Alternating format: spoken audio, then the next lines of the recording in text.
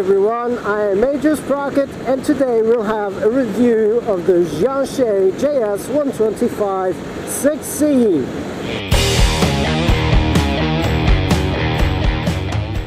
So we'll just wait for that old lady to go about her running. And hello everyone, I am Major Sprocket, and this is a review of the Jianshe JS125-6C. It's a 125cc bike done by Jianshe in China. They are the same builder that makes the YBR 125 custom for Yamaha, and it shares its engine with it. So basically what you see there is a Yamaha engine. It's done in the same factory. The big difference being that the Yamaha has fuel injection, while this one doesn't. It has a carburetor. So it has 11 horsepower, if I'm not mistaken. I have no idea what the sizes of the tires are, but I will put them up here somewhere. And it's basically a sort of mini cruiser.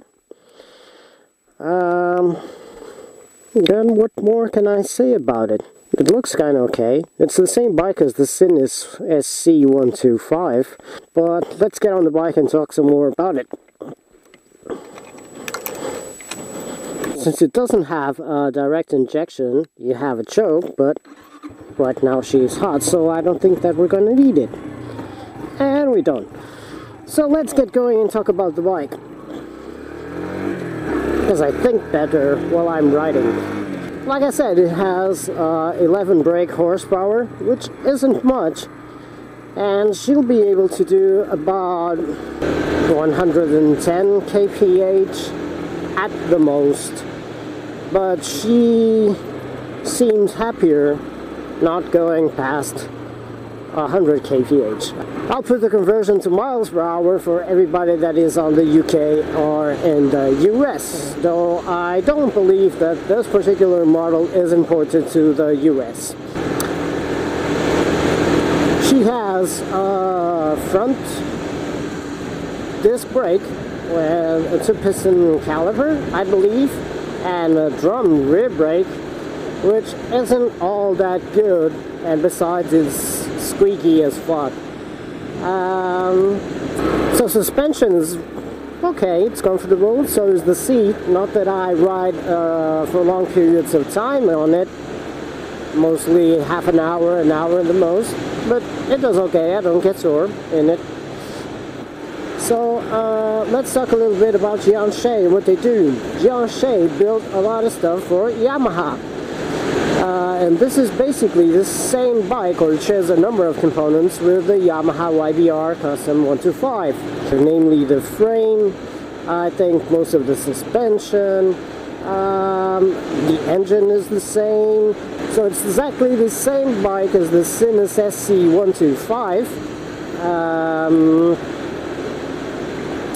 And that has saved my ass, because so far, and I had this bike for 2 years and somewhat, I have 1,775 kilometers done on it, which is nothing.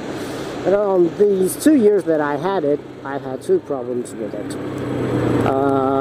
Small problems, nothing that wouldn't be fixable right away, nothing that the warranty wouldn't fix if the importer didn't go out of business here in Portugal. So that is a bummer. That is one of the problems that you get when you buy from a brand that isn't very well established. The fuel cap broke when I was fueling, and I couldn't close it, so that was an interesting ride. I had to get some gaffer tape to keep it closed,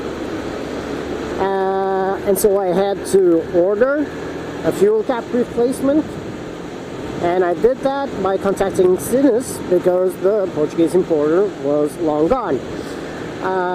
So I had to buy the fuel cap, and it came in a package that included the fuel cap, and the ignition lock. Besides these two little problems, oh yeah, I forgot to mention the other one. Right, this is going to be a great review. The ignition lock also gave me problems because on the electrical part, it had a bad connection. So when I was riding, the bike would cut off randomly for no reason at all, just because of vibration. And it was a happy incident that the fuel cap came with all those parts that I needed to replace. So that was cool. So after that happened, everything has been going great about the bike. It's got really good fuel mileage. I don't really care too much about it. I don't have to do much maintenance. I mean, you have to change the oil, and eventually you'll have to change the spark plug. Oh look, planes! Well, stuff is being done to that plane over there.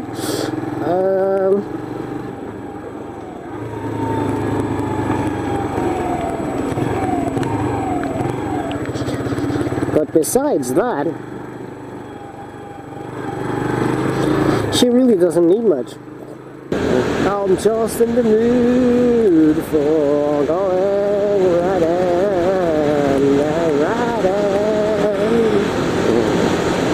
She's perfectly adequate for city commuting. She really doesn't like going on the freeway, although she does okay because she can reach 110, but she doesn't like to stay there for too long. And since you don't have a lot of power, it's not really easy to overtake cars if you're going over 90 kph. But that's a limitation of all the 125s, I guess. Not a limitation of this bike in particular. So quality-wise, I would say that she's okay, but still not up to Japanese standards. But as long as the problems are these little teeny tiny stuff that you can fix for yourself, I'm not really worried. Mechanical problems would be a much bigger issue, but since it shares the engine with the Yamaha YBR, I guess it won't be difficult to find parts for anything that's really mechanical or complicated. So we're good with that. So what else can I say about the bike? It's very ergonomical, with the exception of the clutch lever. But of course it's not an adjustable clutch lever. I mean, this bike, when I bought it new, cost about 1,700 euros, I believe. So, yeah, how can you ask for adjustable levers for such a price?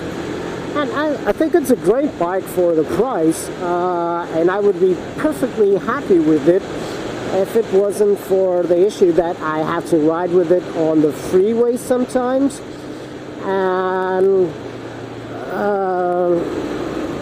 I really think I should get another bike with a little bit more power so that I can overtake cars a little easier, and so that I don't have to worry about straining the engine too much when I'm going past 100 kph. But besides that, I think she looks okay. I don't have any issues with it particularly. And yeah, for the price, I think it's a hard to beat little machine. So, would I recommend this bike to anyone else? Yes, if you are mechanically inclined and if you think that you can sort out little issues like those that I described. But frankly, all I needed was a screwdriver to fix those, so that wasn't anything special. And I would recommend it to people that who don't have to ride on the freeway too much, that mainly commute within the city, and to whom fuel economy, dude, what the fuck? Lady, you are going to kill me. And to people for whom fuel economy is a factor. She's very economical. I can do more than 300 kilometers on one fuel tank. I'm not sure of the size of the fuel tank, but I'll put it there for you guys to see. She's got a speedometer, a rev counter. She's also got a gear indicator, which is also good. But she's got no fuel level indicator, which is fucking dumb. I mean, what bike these days doesn't have a fuel gauge indicator? But anyway, I've never hit reserve. I usually top it when I reach 300 kph.